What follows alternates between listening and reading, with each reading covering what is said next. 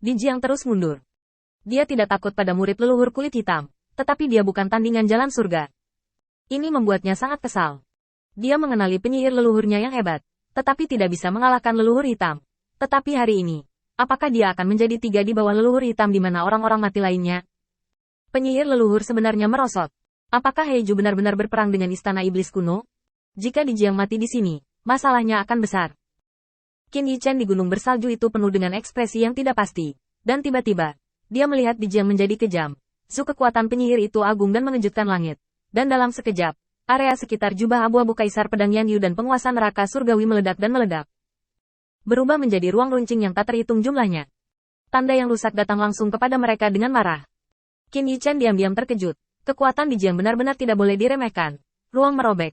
Bahkan tubuh Kaisar akan penuh dengan lubang. Bukankah kamu pintu yang sama?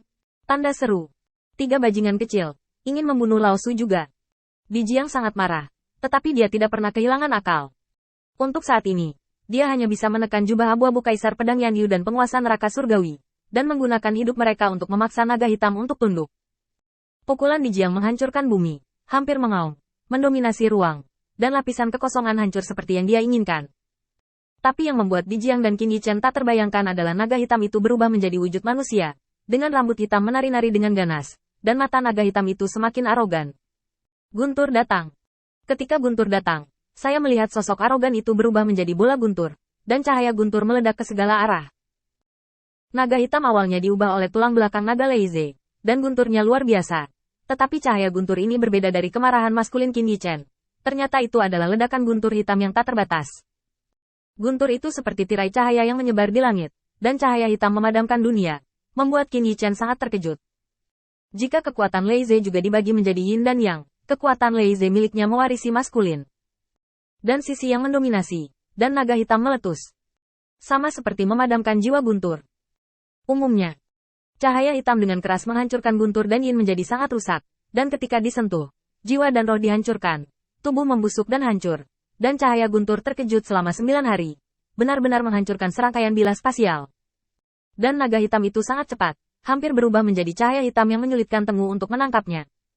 Saat berikutnya, saya melihat wajah yang terakhir membeku. Dan cakar naga hitam dan tajam telah menembus ke perutnya. Daoda. Kata merebut jalan. Mendominasi dan berbahaya. Saya melihat telapak tangan naga hitam itu digenggam dengan kosong. Seolah-olah menempati segalanya.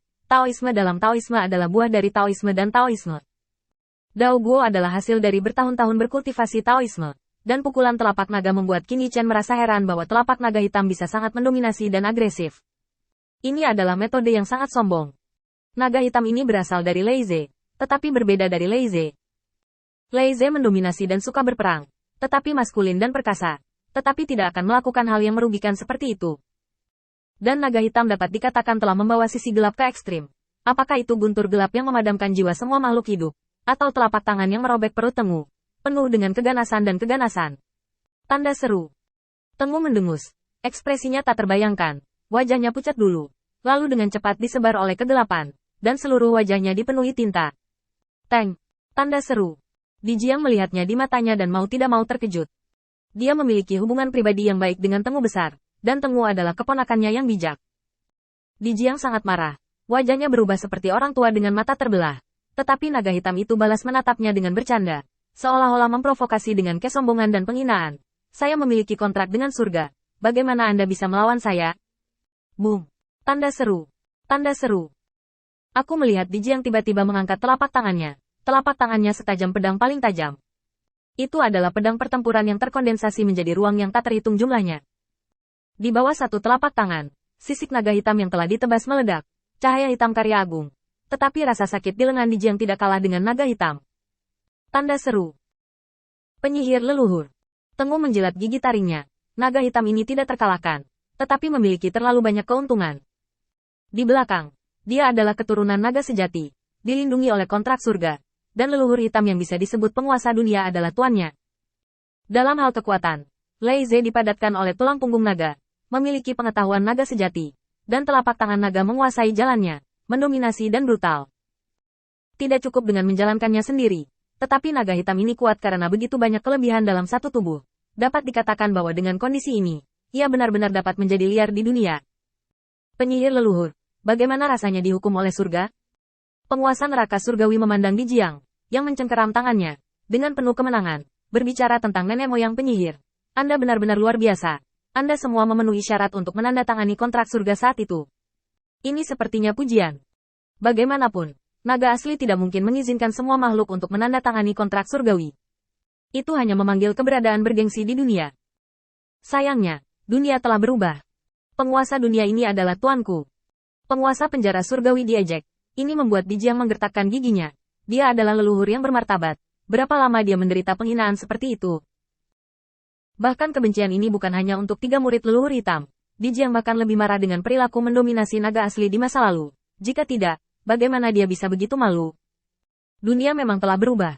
Dan penyihir leluhur yang bermartabat dikepung dan dibunuh oleh 3 murid leluhur hitam. Dari awal hingga akhir, Bai Guanxing menonton. Sampai saat ini, dia akhirnya berbicara. Suaranya acuh tak acuh dan niat membunuhnya mengejutkan. Kami akan bekerja sama untuk membunuh naga hitam dengan satu pukulan.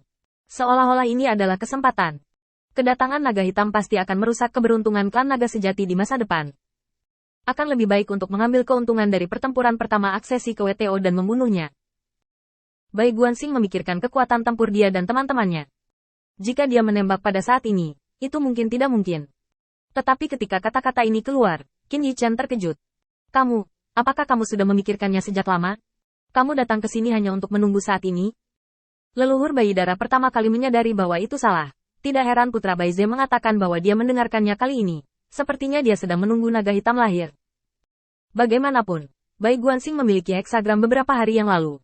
Tetapi leluhur bayi darah itu benar. Tetapi tidak baik-baik saja. Bai Guanxing memang menunggu kesempatan ini. Tetapi dia harus melacaknya sebelumnya. Hanya untuk menemukan jejak langit. Mencoba peruntungannya, dan melihat apakah ada keuntungan. Tetapi ketika dia melihat bahwa kedua murid Heiju berani memeras Tengu, dan bahkan tidak takut dengan kedatangan Di Jiang, dia sudah menyadari bahwa itu salah. Tapi tidak peduli apa, ini memang kesempatan yang sangat langka. Sekarang ambil tindakan, Di Jiang pasti akan melakukan yang terbaik untuk membantu kita. Bai Guanxing telah menonton, dapat dikatakan bahwa dia hanya menonton penyihir yang bermartabat mengempis. Tetapi jika Di Jiang tidak menderita, bagaimana dia bisa sementara melepaskan keluhannya dan bergandengan tangan dengan mereka? Bunuh naga hitam itu. Tidak. Bukankah itu berarti dia diubah oleh tulang belakang naga Leize? Putri Wenxing diam-diam terkejut di pegunungan yang tertutup salju. Jika naga hitam dipenggal, apalagi apakah dia bisa berhasil? Bahkan jika itu benar-benar berhasil, maka tulang belakang naga Leize mungkin. Belum lagi Putri Wenxing ragu-ragu, Qin Yichen juga terjerat. Meskipun dia tidak memiliki persahabatan dengan naga hitam sama sekali. Tetapi Dao Surgawi menganggap naga hitam sebagai keturunan naga sejati. Mereka menembak, tidak peduli apa, itu seperti membunuh klan yang sama, yaitu sangat merepotkan.